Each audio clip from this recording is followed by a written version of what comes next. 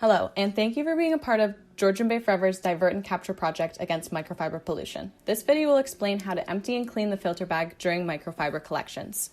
When your washing machine is running and draining, the water will flow through the filter bag, capturing all the microfibers. It's important to keep a regular routine of cleanings to avoid any buildup of fibers or film, which is possible when using certain detergents or fabric softeners. When you have a buildup of fibers of about 2 inches inside the bottom of the filter bag, it should be time to clean.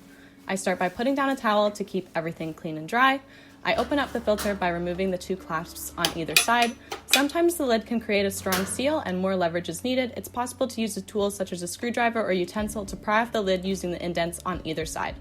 If you're finding the lid is extra stuck, it may be possible the black O-ring is starting to dry. It's important to add lubricant every few months to maintain the seal of the filter.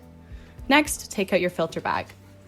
As you can see, I've waited a little bit to clean this one as the fibers have started to cling to the sides in large numbers. I'm going to take it over to the sink, and as you can see, the majority of the fibers are still collected at the very bottom of the filter bag.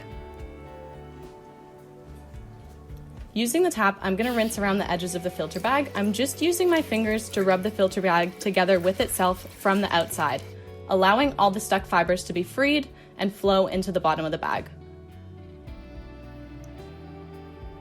I also go along the inside with my fingers a little bit and with the tap to get the remaining fibers to go to the bottom of the filter bag. Now that all the fibers are in the bottom of the bag, I give it a good squeeze to remove any additional water and make the collection of the fibers easier.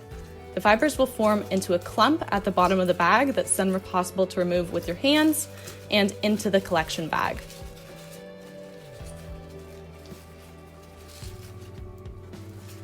Remember that this bag must be stored in the freezer in between your collections, and just continue filling this bag after every time you empty the filter.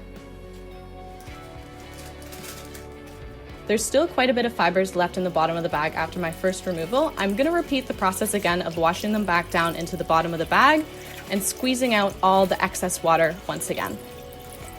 If you're not as comfortable touching the fibers with your hands, you can use the doggy bag style that I'm about to do by turning the bag inside out and pushing them into the Ziploc collection bag.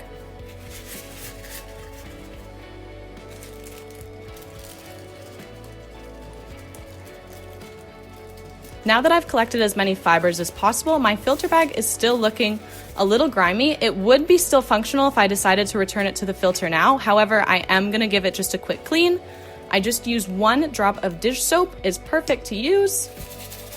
And I'm just, again, rubbing it together with my hands from the outside. It's important to remember that the fine mesh of the filter is very fragile. It's important not to use anything abrasive while you're cleaning out the bag.